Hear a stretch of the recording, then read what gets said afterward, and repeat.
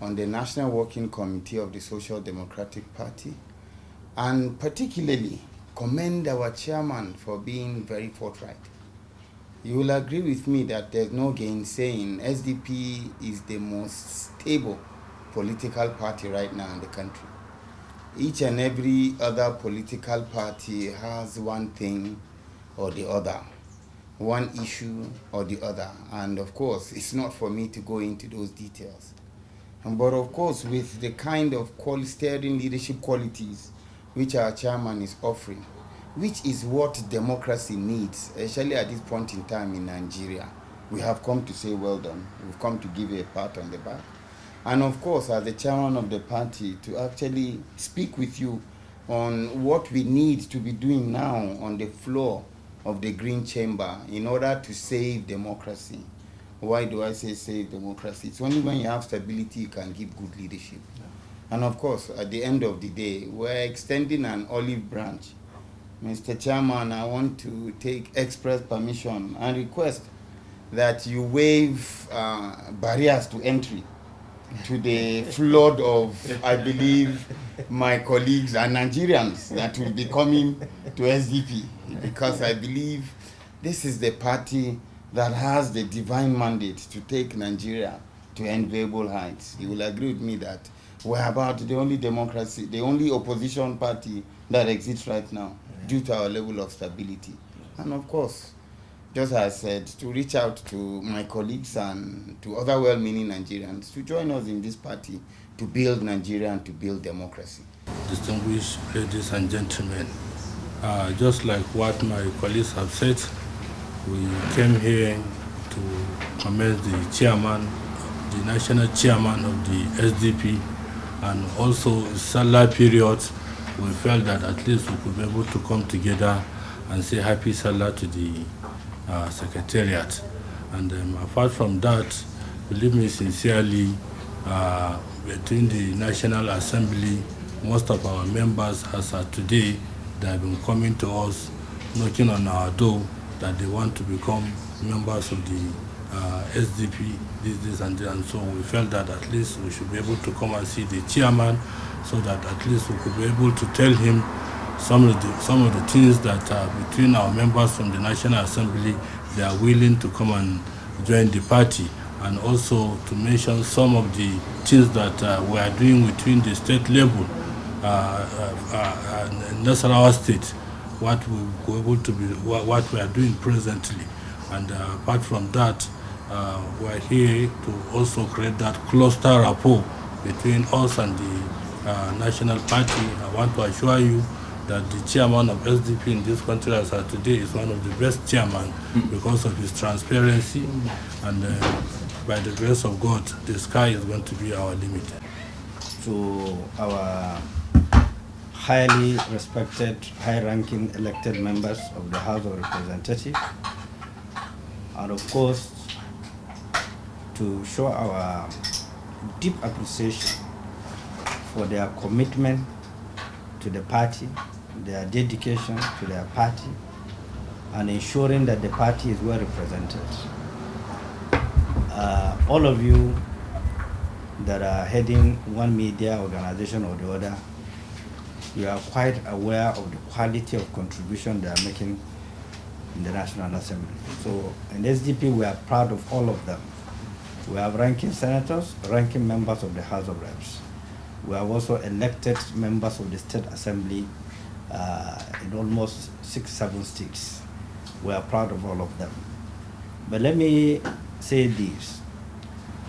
What we try to do in SDP is to remodel SDP as one of the best parties, not just in Nigeria, but in Africa as of today. An idea challenge any other party to this, to argue otherwise or say otherwise. We did it deliberately because the dynamics of our political processes are shifting and they are changing. The country is being suffocated by a lot of policies and programs that have no human face. And our generation cannot be forgiven if we pretend and cover some of those things that are going on and to think that all is well with Nigeria. We all have one market. We all have same schools. We have same hospitals. that we go to. And you believe strongly what we do in SDP is not just to criticize, no, it's to raise constructive observations to the government and also provide a solution to the observation that we have raised. We are not doing anything to pull down the roof. We are not designed to pull down the roof. Some of us are career politicians. We did not just do politics from nowhere. We understand the dynamics of opposition and what it takes. We have to work together with the government to strengthen the institutions of democracy, to strengthen our economy, to create an inviting political base for the country to strive. If we suffocate the system, we will all pay for it, irrespective of our party differences. That's why we believe in the unity, diversity, and the strength of the country. In SDP, we don't belong to any of these sentiments. We don't belong to any ethnic base. We don't belong to any regional base. We don't belong to any religious base. We belong to the best of Nigerians who believe in providing the best for Nigeria. And that is why virtually every day you hear SDP is on the news. And some of you that have been covering our events, you can attest to the fact that whatever we do here is nationalistic. It's based on facts available to us, and we've never been extreme on our views. We've been advisory to the government. We believe President Bola Ahmed Tinubu is friendly, and we believe that he will perform better than the previous administrations. And that's why we still give him the benefit of doubt. But we are very clear about certain policies that took place of recent, which we disagree.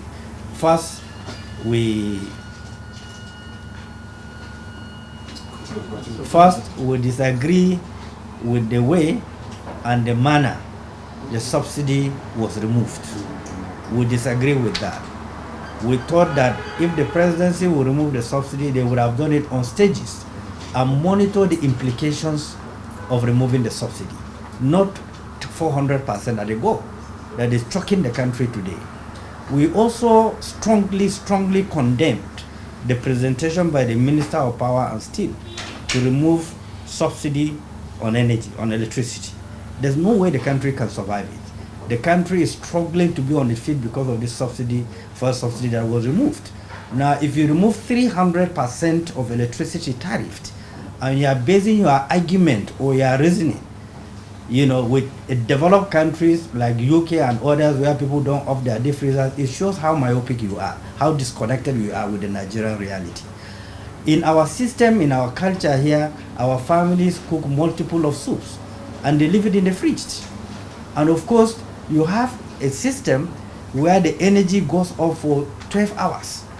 And by the time they try to put it on, the light is not available, the entire soup will get spoiled.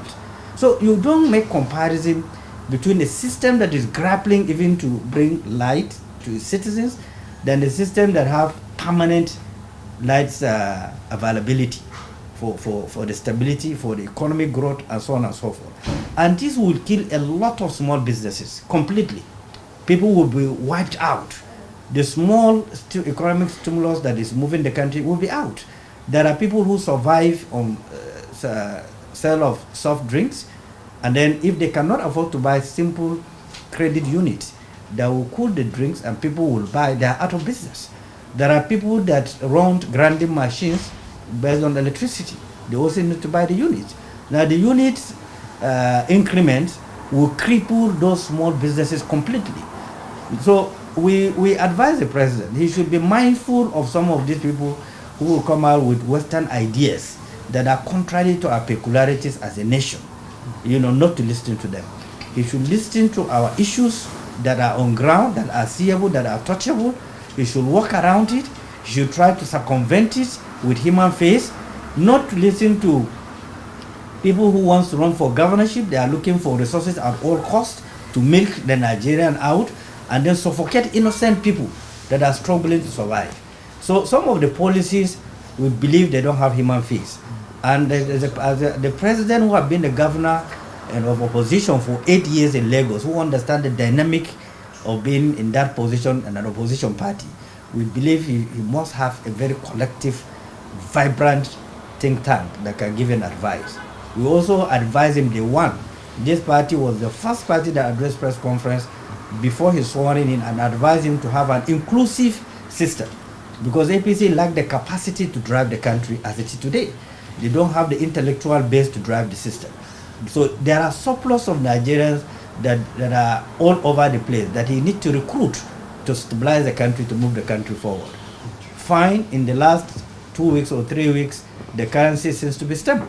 But despite the stability of the currency, you can find out that the cost of foodstuff have not gone down, because the fuel and the gas price is still very high. So that affects the transportation sector that have to do with the transportation of foodstuff and other things. So I will advise the president to look into the cost of the gas supply in the market. Also review the subsidy that have been removed. You cannot build a place that have been damaged over a period of time. We agree that he inherited a collapse system. Now, if you inherit a collapse system, you cannot build it in a day. What you need is a dynamic policy, a friendly policy, an inviting environment that people will add value to you to build the economy. But not that you want to rush a system that is on a support base. ICU or what have you. Nigeria is really trying to survive. So we advise the president not to rush in trying to fix the system. He can fix the system, but he should take it gradually, because the country is on the knees, the economy is on its knees. The racketeering and profiteering of CBN and NNPC is the worst Nigeria have ever seen. So those sectors that are critical to the survival of the Nigerian economy need to be looked into. So I want to appeal to the members of the House of Reps that they should strongly oppose any increments of electricity bill in our country. We urge all of them, both the senators and the House of Reps, they should not support it. It's not a popular policy. It's against the Nigerian population. It's not a good policy. We will also urge them to engage the system vigorously, to look at the way and means of reducing this subsidy issue. Palliative have never solved the problem. In fact, it has compounded the problem. If that palliative had been injected in developing skill acquisition programs, that would have taken millions of people off the street. By now, the president would have taken over 50 million off the street. In the furniture sector alone, he can train millions of people. In the fashion industry, millions of people. And what does it take to buy the equipment that they need to operate instead of this palliative that you are giving governors 2 billion, 3 billion naira, and it has not any effect? And statistically, there's no state you will get about 300 people that have benefited from that palliative. Maybe the largest is 100. The most luckiest ones that are close to the government, maybe you got 1 bag of rice. Others are just measures of rice and beans and what have you. That is what the country is looking for. We are not yet beggars. We are on our knees, but we can produce food to feed our population. The moment we lose the idea of feeding this population, the moment the government loses the idea of injecting in farming, investing in farming, like what we are having today, we will not avoid anarchy. The government must invest in farming. The Ministry of Agriculture have no business than to invest in farming. The budget of Ministry of Agriculture must invest in farming. Because of the rainy day, like what we are having now, struggling to feed a population of over 250 million. So I think basically these are the issues, apart from the security issues, that we've been engaging the government to do everything humanly possible. It's shocking to me that whether it is a propaganda or whatever, that a nation population of 300 will be kidnapped and so on and so forth, even though they said they could manufacture the figures. But even if the figures were not manufactured, I've never had any country on earth where people have been just taken away like animals, human beings. So we must be serious. As someone who has been in government, I know that every governor can control largely the security of his states, because every intelligence from community goes to the governor's decks. So if the governor have a good rapport with the security agencies in the state, in which the law says the commissioner shall be answerable to the governor, they will solve the problem from community level to the local government level to the state before even coming to the federal. So these are major issues that is really affecting the stability of Nigeria, and I believe the members, with their robustness, with their experience in the parliament, they can do a lot. Our doors are open, like the Honorable have mentioned. We are open to all Nigerians. This party is not ethnic based, it's not religious based, it's not regional based. We want the best who will lead Nigeria forward. Whoever he is, wherever he will come from, SDP will be there for him. So all those ideas or being suggested that we have somebody running for president, or is a bunch of lie. There's nothing like that. We are looking for the best. And that is why we have the best assembled young people that are driving SDP today.